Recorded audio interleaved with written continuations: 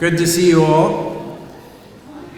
My name is Jason Ilaria, and I am the Executive Director of the Historical Society of Carroll County. I have some announcements to share before we get started with the talk today.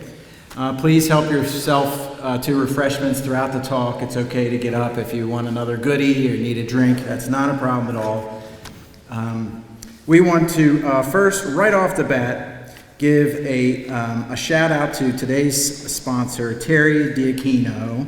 And can we have a round of applause for Terry? And it's amazing, Tim, that someone with the same Italian last name in Carroll County sponsored the talk today. So who would have thunk it? We have a smorgasbord of events and programs. Please take a look at our event calendar. Many fun things coming up. And I won't go through them all now, but take one of these with you. There's copies at the desk, and maybe there's some over by the refreshments. Speaking of programs, I have a special announcement about our Afternoon with Mary Shellman event. Some of you attended. It was last Saturday. That is now posted on our YouTube channel. You can view that event. It's in high definition, produced by Global Media. And please check it out, share it with your friends. Who was there? Who happened to be able to attend that event on Saturday? That's great. So definitely take a look at An Afternoon with Mary Shellman. The other announcement I have to share is Carroll History Magazine, long-awaited Carroll History Magazine. Laura is going in the mail this week, correct? And hitting the digital inbox on Friday. So that is coming this week, and we know that's been a long time coming, and we thank you for your patience. Our members have been looking forward to Carroll History Magazine. So, it is my pleasure to introduce Tim Dioquino. Born and raised in the Baltimore area with strong family ties to Carroll County, he is affiliated with many lineage organizations such as the National Society Sons of the American Revolution, the Society of the War of 1812, the Society of the Cincinnati, and the General Society of Colonial Wars, representing members of the Gist family. He enlisted in the U.S. Coast Guard until his selection to Officer Candidate School, when he received his commission as an ensign and retired in 1997. He followed his military career with leadership roles in the IT industry, including Microsoft and Hewlett-Packard around the D.C. area. He is currently a Director of Defense Mission Systems with Patriot. I guess I'm saying that correct. He is a member of the American Legion Post 176 and Sons of the American Legion Squadron 176 in Springfield, Virginia. He served as Cub Scout Den leader, first Scoutmaster, and current chartered organization representative of Boy Scout Troop 1344, which he founded in 2005. He holds a Master's of Science degree in Technology Management from the University of Maryland Global Campus and a Bachelor of Science degree in Mathematics from the University of the State of New York. He resides in Burke, Virginia with his wife Judy, having raised 2 successful children with their families, 3 young granddaughters, and a round of applause for a newborn grandson among them. Yay. And Tim has, at some point in the presentation, a little surprise announcement, a couple of them actually. And so can we have a warm round of applause for Tim? Thank you.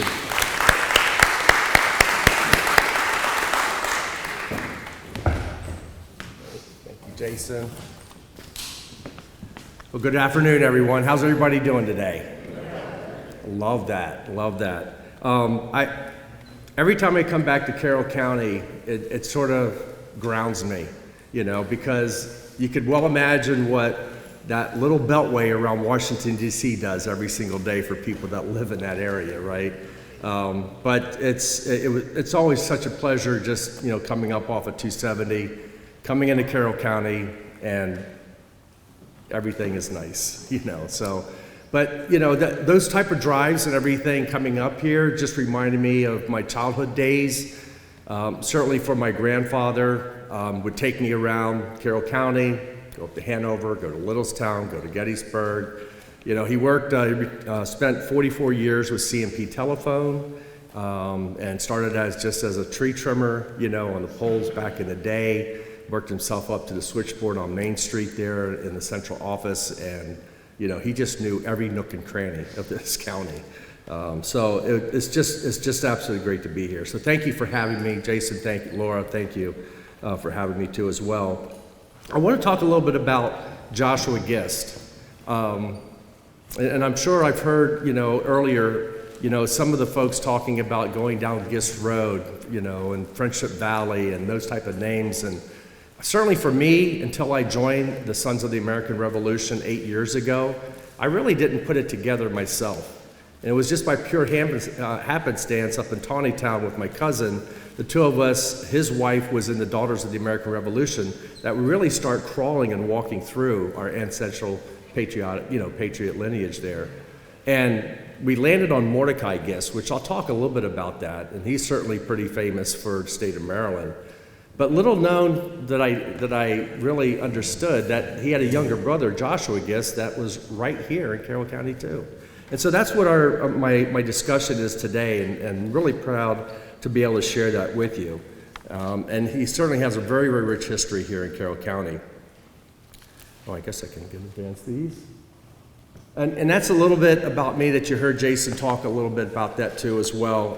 Certainly one of the proud things of being grounded here with the family is just really understanding all the different names that come within this area. The Brandenburgs, the Watkins, the Gists, the Owings, the Buxtons. I mean, all these last names I really never put together because all I did back in the day was jump back and forth between my grandfather's Oldsmobile from the front seat and back seat driving around with no seat belts. So that was back in the late 60s, early 70s too as well.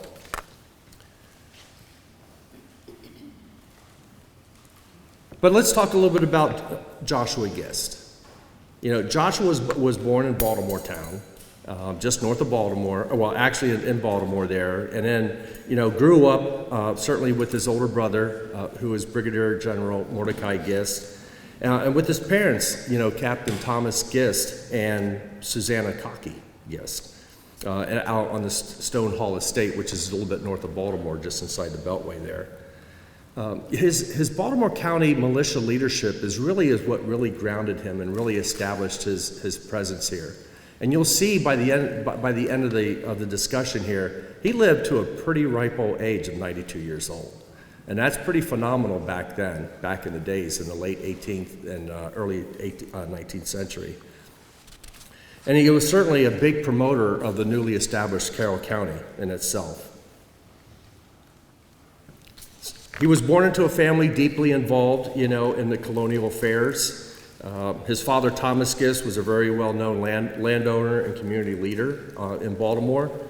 And Mordecai, as I mentioned a little bit earlier, would go on to lead with General Smallwood, the Maryland troops during the Revolutionary War, and made it through the entire Revolutionary War, which is a pretty phenomenal statistic in itself there.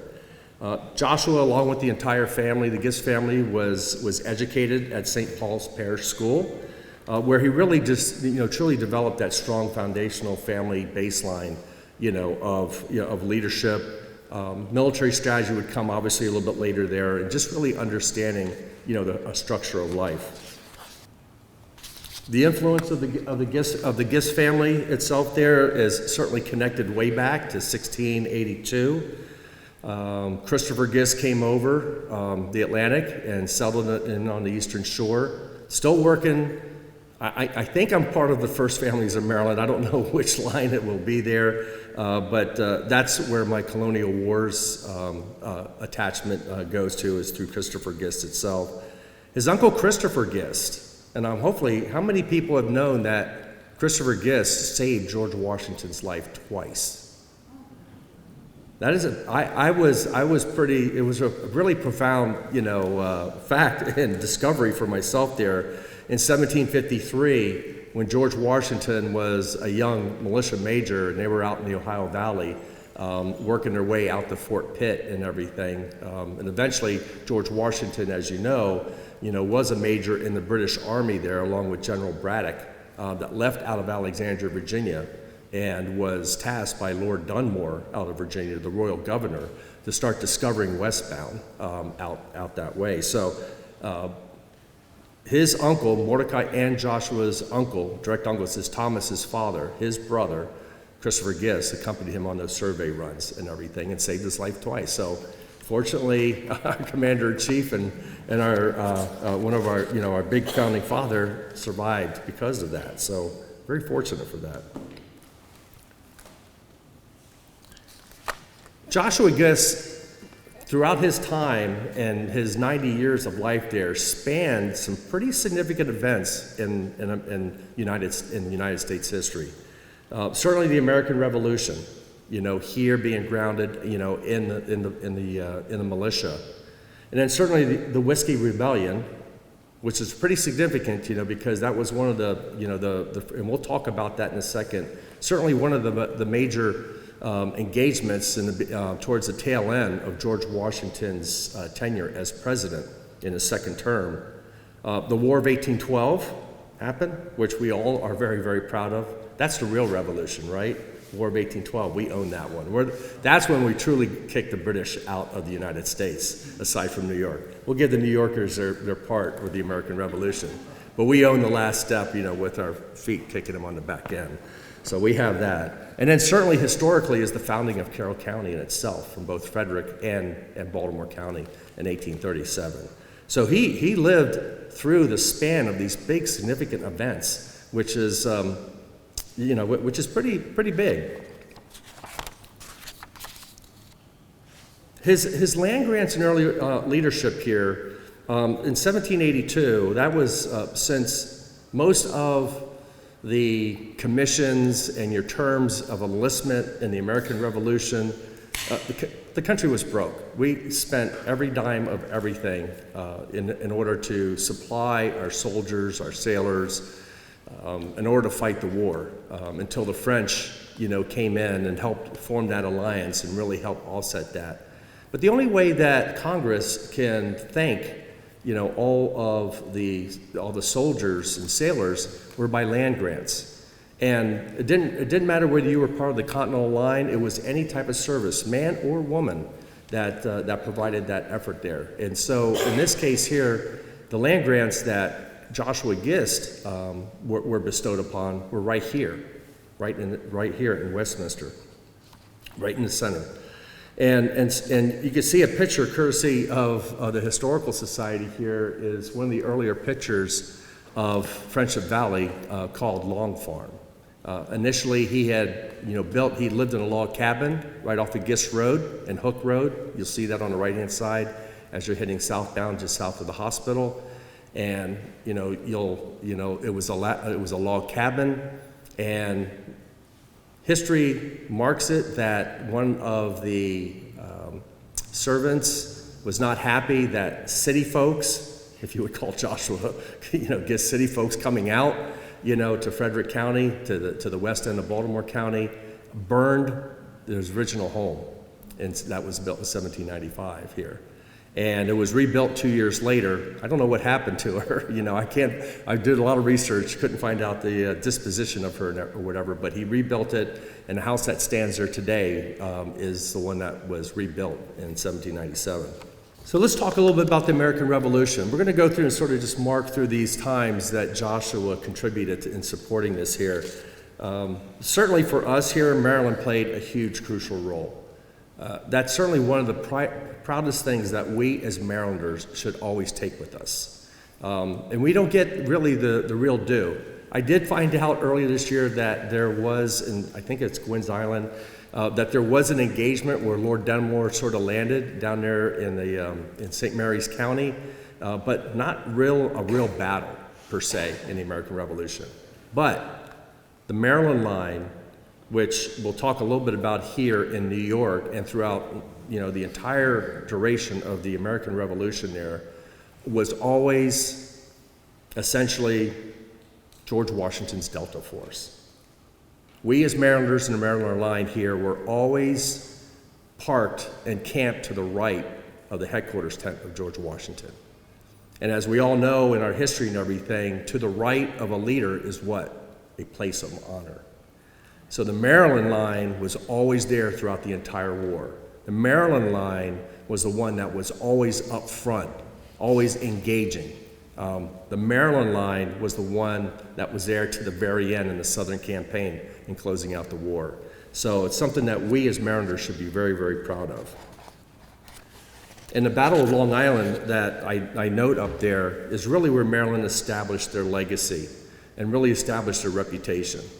3 times did they thwart the British attack in Brooklyn in order for the Continental Army to be saved by the watermen of Massachusetts and Rhode Island to get across the East River into Manhattan and to escape. It was a big bloodshed for that there.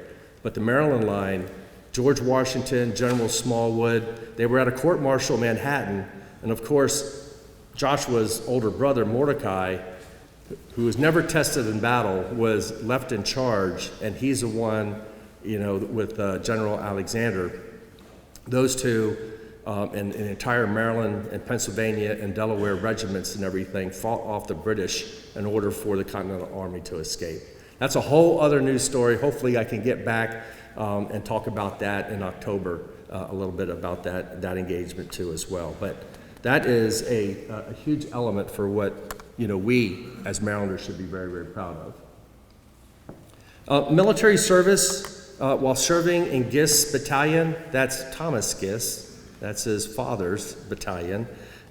He defended, obviously, Maryland from a militia perspective, while the Continental Line and other combination of forces were engaged across the Northern Campaign, the New York and New Jersey campaign, and up to Pennsylvania. Also played a very, very crucial role in supplying and recruiting recruiting for more soldiers after severe losses that the Maryland Line had suffered throughout battles after Brooklyn, up the White Plains, and back across the Hudson, and back down into Germantown, and those other engagements too as well. So, as a militiaman across the country, across the colonies, well, in this case, the states, we're already beyond July 4th, 1776. All the militia right there was there to support each of the particular armies. The Soldiers' Delight Battalion, which I just love the name of the Soldiers' Delight. I don't know what delight there is of being a soldier when you're confronted by the enemy, but certainly Maryland troops were one of the most highly trained troops in the entire Continental Army. We were very fortunate to get General von Steuben, who came over George during Valley Forge and helped train our very young troops and get them regimented into a really great order in order to fight as a unit and everything. And certainly for the Soldiers' Delight Battalion here in Carroll County in Westminster, or actually Frederick and Baltimore County and everything, was really just to keep the Tories and essentially the Loyalist forces at bay, because those forces were still very loyal to the king. And so we still had that mixed crowd that was going on. Gist also learned some of the tactical contributions that when Mordecai would come back, I know it probably was a long haul to take a horse to go from the Eastern Shore of Baltimore to go see his brother here in Western Maryland. But, I'd certainly through correspondence and letters and everything, and certainly the results that would eventually get back home, we would see what those type of results would be. Now, the Continental Army really wasn't all that successful until we start working down into the Southern campaign. And that's when General Nathaniel Greene was tasked to go down there and start working their way up, which eventually led to our victory in Yorktown. And then that was essentially the beginning of the end of the war itself there. But battles such as Guilford Courthouse, where the Marylanders are very, very famous for, again, may not have been able to win. We certainly had some losses and everything there, but we inflicted more losses into Cornwallis's troops down there in the Southern campaign as one example. And so a lot of these, tactical and strategic moves that were occurring and everything would be a direct result of influencing the militias back in all the other particular states.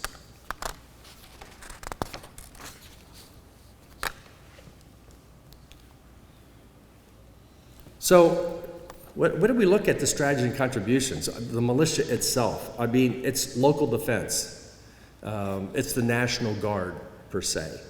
And, you know, certainly their focus, as we mentioned, against the Loyalists and the Tory uprisings, you know, it's an organization that is trained.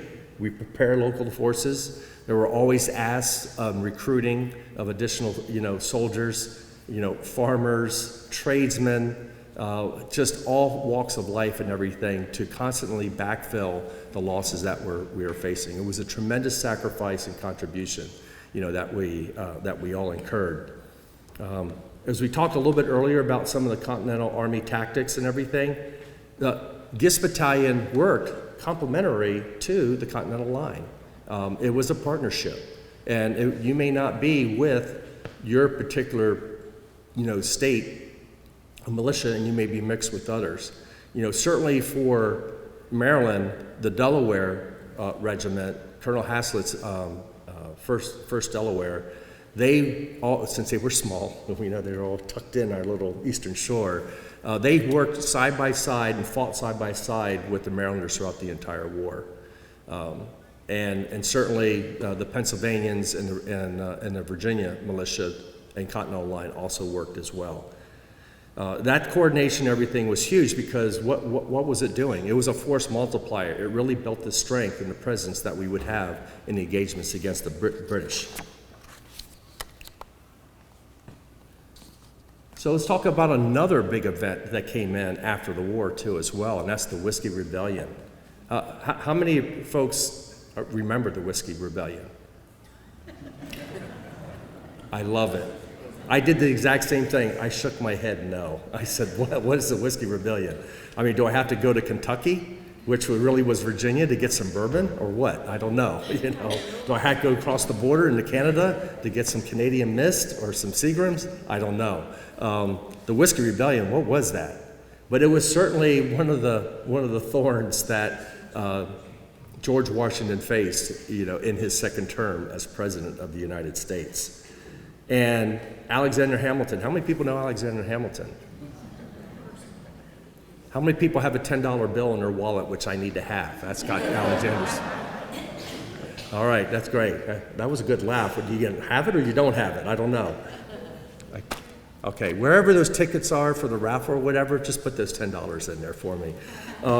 There was an excise tax. Why? We were broke. The United States was broke, right? And so Alexander Hamilton, with his physical acuity, you know, and as Washington's Secretary of Treasury, or Treasury Secretary, however you want to say it there, you know, had to generate some type of revenue. And the first was obviously happy hour. So, you know, many of them, as you see up there, felt that was an unfair burden. And it was essentially, you know, on the elite, more or less the coastal occupants of the United States. And then certainly farmers, for example, in western Pennsylvania, they got pretty bold. And they're the ones who really start stirring the pot around this here. Because, you know, certainly it developed into violent protests and everything, and it really was facing some type of adversity that things just weren't balanced and fair across the new United States. So George Washington mobilized what? The militia again. Fired that militia back up again. You know, over 10,000 troops were brought up and were asked of all of the states in order to do this, more particularly here within the Mid-Atlantic area there. And guess who? Who had the great history? Joshua Gist. And so he was given charge, you know, of the 20th Battalion, the 20th Regiment of the Maryland Militia there, in order to repel the Whiskey Rebellion there. This was, as you see at the bottom bullet there, a true significant test of the federal authority, because each states tend to govern themselves as colonies back in the day, even though governed by the king. But when we became the United States, there had to be some type of central type of, you know, leadership and mandate, and this was the first part, and this is really putting that square peg in a round hole. One of the biggest events that happened out here that Joshua did was was lead, under Governor Thomas Lee. He had ordered a couple calls in order to thwart this uprising from western Pennsylvania coming down into our panhandle and everything to essentially, march against, it was tough. You're marching against your fellow citizens, your fellow friends and everything there. And the Maryland troops really at the pointy end of the spear here had rallied at Fort Cumberland there, and essentially as they were marching, really just ensuring that the federal authority was upheld by not only the governor but by George Washington's mandate there. And so that was a big part of our role here, not the Eastern Shore, not anything around the Chesapeake, none of the other counties, but here in Carroll County, well, not Carroll County yet, as far as supporting George Washington. And George Washington is the only first president, because I got to think about Madison, the first president to lead his troops on the front line. James Madison in the Battle of Bladensburg in the War of 1812, right? When the British came in to burn Washington, D.C., take over Washington, D.C., Madison was up on the front lines. That's why when we celebrate his birthday in Virginia, down there in Orange County, the United States Marine Corps, have all the ruffles and flourishes and have a big celebration because it was the Marines, along with Madison, that supported that. Just a little sidebar tidbit there. So Carroll County Times, Carroll's yesteryear's article.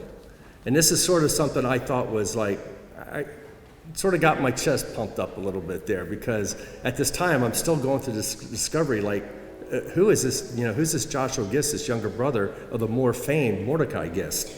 And, after many years of all these secret meetings that have happened and all the heated discussions, the rebels start attacking homes of the tax collectors and start destroying all the stills of the farmers. I mean, it's just like, what was the equity?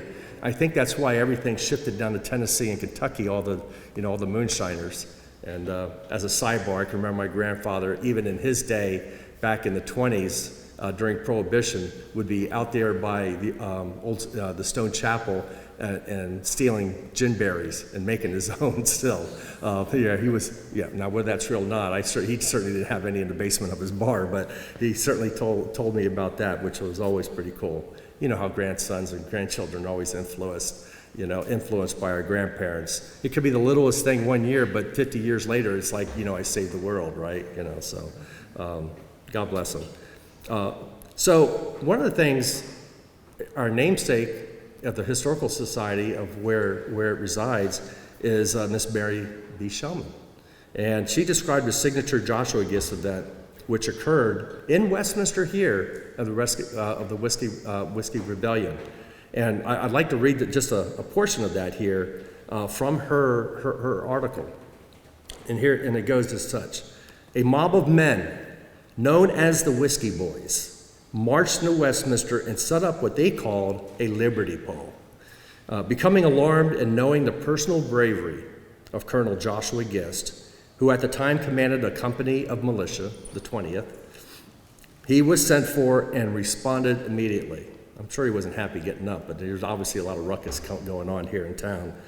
Riding into town with a drawn sword in his hand, he ordered the pole to be cut down, and dismounting, he placed one foot upon it. That's pretty bold, for all that going on, and stood there until the pole was cut into pieces. The Whiskey Boys, and how docile could this be, leaving quietly while it was being done, unquote. So, that's my grandfather. Yeah, let's go for that, right? He was pretty bold in doing that. So, good on Joshua. I can't call him Josh. So his leadership and strategy. As a commander of the 20th Regiment here too, as well, you could see there's a lot of core tenets that he learned throughout his years. Strategic deployment. Certainly going out there to Fort Cumberland, de-escalating efforts, putting a foot on a pole with a sword, right? Maintaining discipline, really being, forces being called on and everything like that. With all those type of efforts and everything, the Whiskey Rebellion eventually just quelled and went away. And a lot of it had to do with all the forces, all of our forefathers that were here and supported that there, contributed to that there. So that was pretty influential in his part. Now, the War of 1812 was also another opportunity that, that he certainly walked his life through and everything. Although we know in his later years, he's obviously a little bit older and everything there, and I'm still researching what his true contribution was during the war and everything. But, certainly Maryland, again, right, we're the pointy end of the spear of our country, was the key battleground for that. And certainly our state contributed more than any other state in the Union at that time. And certainly, as we all know, up in Kemar, just west of Taneytown, and a great marker, which my colleague here championed, Norman Bruce, part of Matt Anthony Wayne, who started up, in Philly and York and came down through Pennsylvania, Maryland, and Virginia to meet up with Lafayette to thwart Cornwallis there, is a big part of, our efforts, through here. And so Francis Scott Key, as we all know, had authored our national anthem with that. So that was a big part. Still researching that part there for Joshua. So here we are today, the founding of Carroll County, 1837. And this is where obviously Joshua lived. And I caught a bit of research too as well, that long form, Friendship Valley, right there off of Gist Road, the line between Frederick and Baltimore County back in that time cut right through his house. Now, I don't know what type of folklore that is, but if you look at that map, obviously that line's cutting right through Westminster. So who's to say? I'm digging through that. I'm gonna have to go through, obviously, through some land grants, some plat, reckoning and everything, and see if that really is true. But that's the family lore on our side of the house, cutting right through there. Certainly, as we know, our county is Charles Carroll of Carrollton, the last surviving signer of the Declaration of Independence. Very noted. We should be all very proud of that as Carrolltonians here in the county. And certainly, this certainly allowed the shift of now local governance of taking those parts of those two counties and establishing of who we are today. Here's something that, a notable fact, Carroll County Courthouse. Joshua Gist and Andrew Shriver laid the cornerstone for the courthouse. I had no idea. It was just I found this out a couple years ago. James Shellman, does that last name ring a bell again? So he was the architect. And of course, we know Mary Shellman as the great, lady of Westminster. Swope and Durbin, they were responsible for building the jail, and they also laid all the masonry for the courthouse. And here's something also cool that the Historical Society I know knows, and we all should be very proud of, that historic Cocky's Tavern was the courthouse until the real courthouse was commissioned and brought forward in 1838. So I thought that was pretty cool about the history of the courthouse. And my grandfather, being up of age, now remember, and this is 1838, this is not quite a year and a half before he passes away, at 91, sitting there with a trowel. I'm still trying to figure out if he's part of the Freemasons. I haven't seen any research on that yet there. Certainly his brother was, but I was just curious to see if that was part of that. His later years and his legacy. As I mentioned, he passed away at age 92 in 1839 at Long Farm. And the family burial ground is, right across from Gist Road on Hook Road as you're, getting up to Westminster High and, Carroll Community College up there on the left-hand side. Very nice open space that's sitting there. His span of influence, obviously, throughout his entire long life. Very, very, I know he was very, very proud of that there, being right on the front end of the formation of our county and everything, are really, truly noteworthy, I think, in our eyes. During the early 19th century, newspapers printed only a brief notice of someone's death. typically. Very short line. In fact, Mordecai Gist's death down in Charleston, South Carolina, after retiring after the war, was only 3 lines. It was pretty insignificant for her, for a gentleman and a soldier and a general who led from beginning to end of the war, ended up with a 3-line obituary. Not his younger brother. Joshua Gist here definitely had one, and certainly the passing of any type of Revolutionary War or War of 1812, veteran really was the exception. And articles were much more robust here, specifically in Carroll County too. And so Colonel John Longwell, the editor of the Westminster Carrolltonian newspaper, wrote this lengthy, article, and I thought it was pretty surreal and just a great endorsement of what Joshua Gist was. Another patriot of 76, gone. And for somebody to live through these 4 major events of our United States history, you can definitely say that he checked the box, for his legacy there. And so one of the things I wanted to read, and it's quite frankly, 3 paragraphs long that was published, back in 2001 by Jay Graybeal. I just want to read one paragraph, which I thought was pretty poetic. The duty devolves upon us of announcing the death of one of the oldest and most respectable citizens of Maryland, the venerable Colonel Joshua Gist, who died at his residence near Westminster on Sunday evening last in the 94th year of age. They gave him a little bit more credit. On Wednesday afternoon, his remains were interred after the usual funeral rites in his family burial ground, attended by a very large assemblage of his friends and neighbors, and by several military companies from Taneytown, New Windsor, and Westminster, who united in burying him with military honors. Again, it's a couple more paragraphs in there, which is pretty cool, and I was great to, for the Historical Society to find that artifact for me too, and it was very, very poetic to me.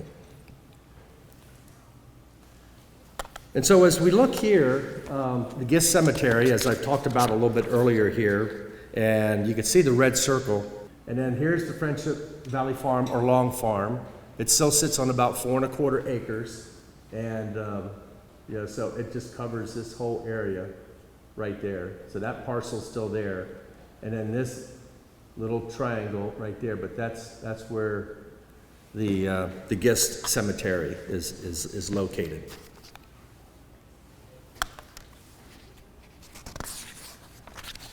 And here is the actual graveyard, and it should be the 4th headstone, if Mr. Light will work right there. Right in there is where Joshua Gist is buried. I'm very, very fortunate, especially helping me in my application to the SAR, that generations 5, 6, and 7 are all sitting in that cemetery.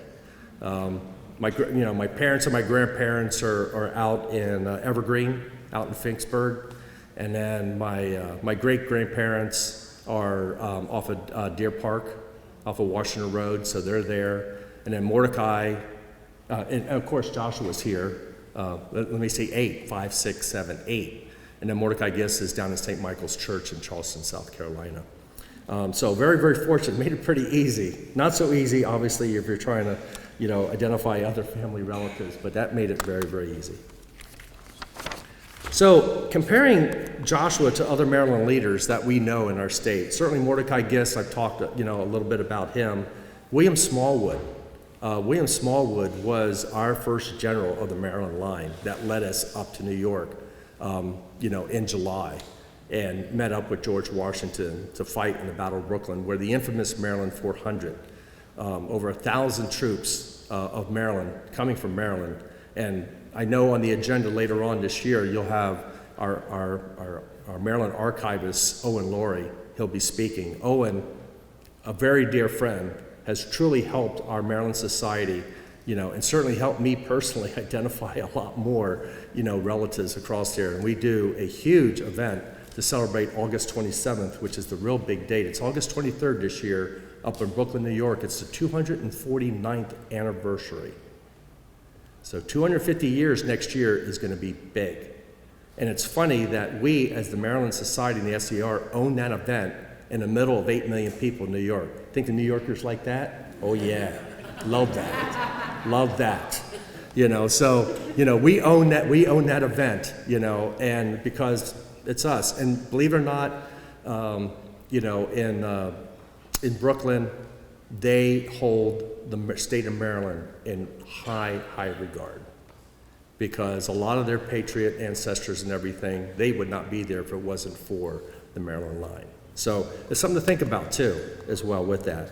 John Eager Howard, distinguished leader in Southern Campaign with Nathaniel Green there too as well. And certainly Gist's role was more localized, but it was analogous to all the great leaders that we have there. Every militia leader, not Joshua, every militia leader that was across the other states, had that particular role. So we should all be very proud of that, Westminster. Key differences, when we look at Mordecai and Smallwood, large-scale battles, obviously they're all part of that there, as I just mentioned. John Eager Howard and Joshua Gist really just ensured that the militia was organized and stand ready and complementing, the Maryland line when required and when needed. And that gives us that impact, as I mentioned a little bit earlier, about our Maryland military tradition. Our contributions reinforce ourselves as the old line state, known for its disciplined troops, and certainly our legacy that really inspires our American independence as we celebrate this coming up next year. A lot of 250 events have started since the Coercive Acts in 1763. So 2013 is when we really started our 250th celebrations or commemorations. I don't know if we can celebrate that with all the losses, but we can certainly commemorate those. And so we're really, in the SAR, we call it the decade of the revolution, because we run ourselves all the way out until January of 1784, when Annapolis, Maryland again, was our nation's capital, and when the Treaty of Paris was officially ratified, making us the United States, and the war was over. So that was a real huge part for that. Certainly not to be overshadowed by Mordecai itself there. His role, Joshua's role, is still very significant for everything that I've talked about a little bit earlier. Maryland's defense was a huge part of his mind. His home was a huge part, and we all are, as homeowners, defend our home. So very, very proud of that there. Our broader revolutionary impact, certainly, with the role there, disciplined troops, maintaining stability within the region, his contributions to all those there, the battalion presence during the Loyalist uprisings during the Whiskey Rebellion. While not really a battlefield commander, as you see at the bottom there, his role was essential, maintaining readiness to the war, because there were militia that not only supported the lines of the states, but also they sometimes were given commissions and enlistments within the line itself. This is something that we're very, very proud of right here. And our, past president of the Maryland Society, Jim Engler, who's in the back there, along with one of my members, when he was president of the Westminster Chapter here, he championed the Patriot grave marking of Joshua Gist. And you can see the stone there. And with the pointer, certainly that's me, you recognize me. This is my sister, the donor. Everybody wants to put a face to the support right there. That's her. And there's Jim sitting in the back, recognize him. And this is Teresa Euler, she's in Frederick. She's also one of our cousins, a direct descendant of Mordecai, along with Harriet Gist there, who actually, her and her husband, no children, to this day still mows and takes care of the lawn inside the cemetery there. So we're very, very grateful to her. Teresa of the Daughters of the American Revolution, you can see with all the hardware that's sitting up there. She just finished all these stones, if you ever drive by there, are bristling white. She has taken care of and the maintenance of every one of those headstones, which she just finished about 2 months ago. So very, very grateful that there. And these are all the Maryland Society and Joshua Gist descendants that we were able to rally for that Patriot grave marking. That was on April 14th, 6 years ago. So here we come to the end of the conclusion. I haven't been track. I meant to turn my timer on there, but I'm rolling. But certainly, if you read this here, his life truly exemplified those challenges that we all faced in that time. And certainly the triumphs that we did as coming out as a new nation and everything, I felt he and every other militia soldier and leader contributed to that cause too as well. Certainly his lasting influence across the Revolutionary War, the War of 1812, the Whiskey Rebellion, and certainly the formation of our county really, I think, solidifies his place, in our history. And his legacy, certainly in the very end here, as I say, through our family and the citizens of Carroll County, we hope that the Historical Society events such as these and everything here can inspire all of us to study a little bit more and how we achieved our American independence. So we're very, very proud of that part. And then certainly, but not least, research credits. I cut this in half. I mean, there is a lot over the course of preparing for this, and I bet you I maybe hit 35–40% of this content. And I'm just very proud and very, very grateful to everyone here that you see listed. The Historical Society of Carroll County, that was my first stop because there was a break between my fourth and fifth generation. My great-grandmother that's in Deer Park, and the connection to George Washington Owings, the Owings family too, who married Mary Gist. I couldn't find that connection, and the Historical Society found that in order to complete my application. Here's the weird thing about this too, and I didn't talk about that during the grave. So Mordecai Gist, the older brother, and then Joshua Gist. Independent was his first son's name. His second son's name was States, Independent States. Joshua's daughter, her name was Rachel. Independent and Rachel, first cousins, married each other. That's why it's so hard here, because we have an hourglass family tree. Because first cousins, and I don't know, is that really, I won't say anymore, I'll leave it at that. But it's very, very narrow, and that's what made it so difficult there, because there's a lot of Marys, a lot of Joshuas, Mordecai's, like which generation am I dealing with? My head was spinning. But certainly the Historical Society of Carroll County, this is not a plug, this is for real, Laura, and Jason, they truly helped me. The Maryland Center of History and Culture, the State Archives, the Maryland Historical Trust, Department of Planning, the National Archives was huge. Our own SAR Patriot record system. I couldn't get into the DAR library, you got to get permission, man. That's like holy land right there too as well. But now that my sister's in that you saw, now I'm in. So good there. The American Revolutionary Institute, from the Society of Cincinnati, and that is in downtown. And then Henry Peden, Revolutionary Patriots, fully published. I mean, that is thorough. Henry Peden is our historian or registrar emeritus, this Jim, I'm trying to remember. He's an emeritus something, but I'll tell you, he is fully published with lots and lots of volumes for all of our families here, I can guarantee you that.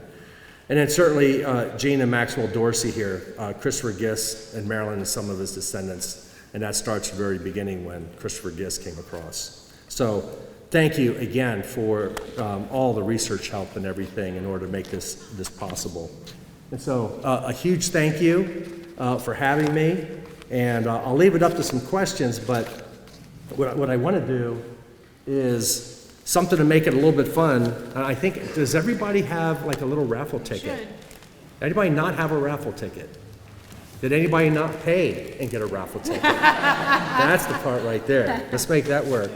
I'll Okay. take those if you want to pick them. Oh, Just sure. the numbers. Yes. So what I did, as you probably saw in the bio, in Virginia, I am the Virginia Society America 250 chair for that particular committee. And also from the SCR perspective, we also have these pins up here on the lapel. So I brought a few in my inventory. I got totally depleted because this past Saturday, you probably hadn't seen the news here, we were very busy at Mount Vernon, and because what happened on Saturday? What was June 14th? U.S. Flag Day. What else was it? Birthday, 250th anniversary birthday of the United States Army. And for the first time, and we have been working on the Virginia side for 5 years with the Mount Vernon's Ladies Association. And you're talking about a tough bunch of women since the Civil War when they took over, the estate. We've been working 5 years to allow an SAR Patriot grave marking of George and Martha Washington, and we pulled it off. And so we did that Saturday morning. We celebrated the 250th of the United States Army, and then we also went over to the National Museum of the United States Army in Fort Belvoir. Everybody has to go to that. How many have been to the Marine Corps Museum down in Quantico? Love it. Thank you for your services too, for doing that. The Army one's great. And so we've been celebrating this year. Lexington and Concord for the SAR was a real big event that happened earlier this year. And then we have secondary events of the birth of the Army, the Navy, and the Marines. So October 13th in Philadelphia, if you don't have anything to do, 3-day event. And then certainly November 10th for the birth of the United States Marine Corps. So think about it, and they're both in Philadelphia. So I have some pins. I'll explain a couple. I also have 3 of our challenge coins from our state society, and actually has 3 faces on there, and there's Latin on there for Vox, Penna, and Gladius. Who knows Latin around here? Vox in Latin, what do you think that root word probably stands for? Voice. Who is the voice in Virginia? Who said earlier this year, give me liberty or give me death? Patrick Henry. Outstanding. Thank you. I won't give that to you because you got to earn it to a lottery ticket. No, but great thing. Vox. I mean, not Vox. The Penna. P-E-N-N-A. The pen. Who do you think that Virginia founding father is? T.J. Declaration of Independence. And Gladius. Gladiator. Who do you think that guy is? G-Dub himself, right? And so that's on our coin. I got 3 of those. I got 5 lapel pens. I also have something that was unique from our 2020 Congress that didn't happen because of COVID. We're hoping to swing around in 2031, which will be the 250th anniversary of the victory of Yorktown. So we're pleading next year to the SAR that we can host it again. This is a really nice, costume jewelry brooch on here. It has that same on there. I got 2 of those. If the lady doesn't win it there, make sure you feed the meter, gentlemen, for your brides and significant others at home. And then lastly, I do have a coin of our SAR with challenge coin, which is the 250th anniversary that I'll go out last with this here. So with that, I'll give these 5 out, Laura. Okay. And then as I call a number, When he calls your number, just raise your hand, please. not 2 hands, just 1. All right.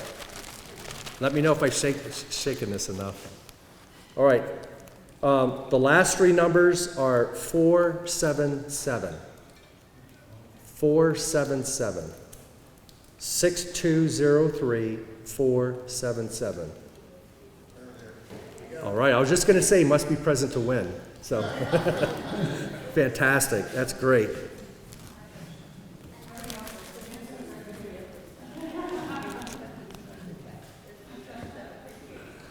All right. Next ticket, 6203502 for a lapel pen. 502. Fantastic. She must be a famous person. She got some clapping out of that one there. All right. 527, the last 3 for lapel. 527. 6203527. Oh, somebody left, yes. Volunteers are accepted, yes. All right, do we have one more lapel pen, Laura? Oh, 2 more, fantastic, okay. Oh, here we go, going a little bit low on this time. 6203485. Fantastic, outstanding. Don't cheat, kid. Wait a minute, I heard a microphone. Was that the voice of God? Oh, no, that was Jason there. Okay. Somebody in here does what I do with business cards for raffles. I twist them a little bit to get the little bit of texture on those cards. Here we go. Last one here. Oh, 505 for the last lapel pen. Hey, fantastic.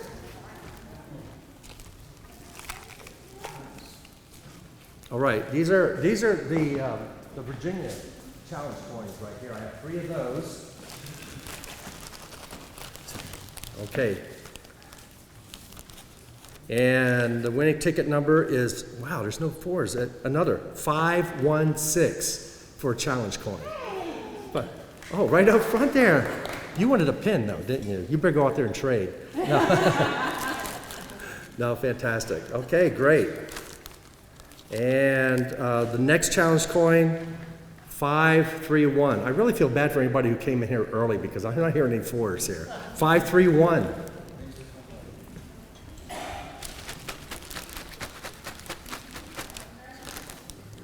All right, fantastic. And then, oh my gosh, last 3 numbers, 515. There must be some Gorilla Glue or something stuck on here. I don't know where it is. All right, I'm gonna do a stir. Was that it here? Okay. These are the 2 ladies' brooches, costume jewelry, which are pretty cool. They're like the challenge coins, but for the ladies.